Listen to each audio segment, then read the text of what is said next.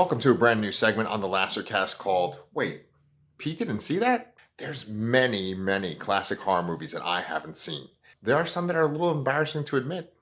So, without further ado, here is what I thought after watching Candyman from 1992 for the very first time. So yeah, Candyman is one of those horror classics that I've never seen. I didn't know that it was directed by Bernard Rose. I always thought it was directed by Clive Barker. It is based on a short story called The Forbidden from Clive Barker's Books of Blood, and Barker was one of the producers of the film. In a behind-the-scenes documentary, Barker admitted that Candyman from his short story was all different colors. That makes me assume that he is more of a fantastical-looking character, akin to Pinhead from HELLRAISER, or one of Barker's creatures from ABARAT.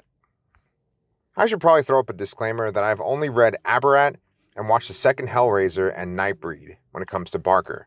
I will say, though, that I love both of those movies and that book. I also really loved this movie. Two reasons why I loved Candyman: Tony Todd as Candyman, and the incredible score by Philip Glass. I'm sure I could be corrected on this, but I felt like Candyman's appearance is unique in modern slasher movies. In slashers, the killer is either hidden by a mask and could be any of the main characters, like in Scream or its many clones, or the killer is a deformed freak, like Jason Voorhees or Freddy Krueger. Although it may have been done, it is not as common for the slasher to speak. Throughout the making of documentary, Clive Barker referred to the story as gothic horror. I know in classic black and white horror films taking place in a manor, the villain might be a handsome noble or a normal-looking guy even though he's a mad scientist. Having a handsome slasher is unique. Yeah, I know, he has a giant hook sticking out of his meat stump.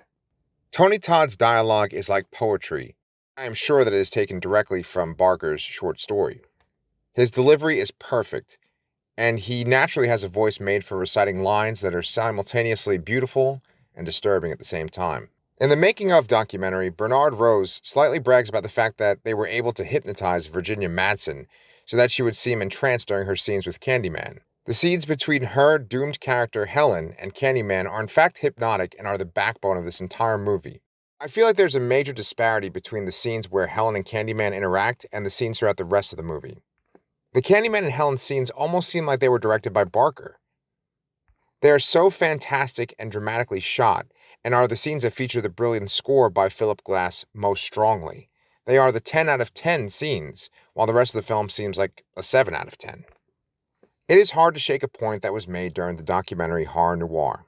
Why is Candyman slaughtering innocent black people in the Cabrini Greens apartment complex when a few blocks down there are rich white descendants of the people that cut off his arm and replaced it with a meat hook while he was still alive? We actually had a discussion about this on our Horror Noir episode of the LaserCast, but it was removed for time.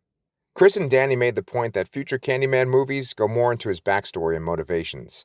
I know that in the making of documentary, Clive Barker and Bernard Rose talk about the movie being a love story between Candyman and Helen, and that it is an old gothic romance replacing the haunted manor with housing projects. They make it a point to say that the movie is not about revenge, but it is a love story. Though they did film within the actual Cabrini Greens, and the filmmakers paid residents of Cabrini Greens to be in the movie, I kind of wish Candyman was getting revenge on socialites just a few blocks away instead of being an urban legend for the people in the projects. I really enjoyed this movie, and I look forward to watching the sequels. With that being my review for Candyman, that's the end of our Horror Noir segment on the LaserCast channel.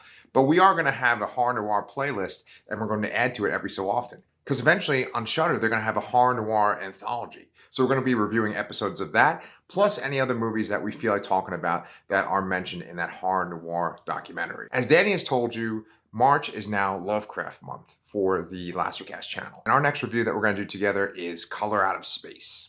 All right. Until then, see you next time.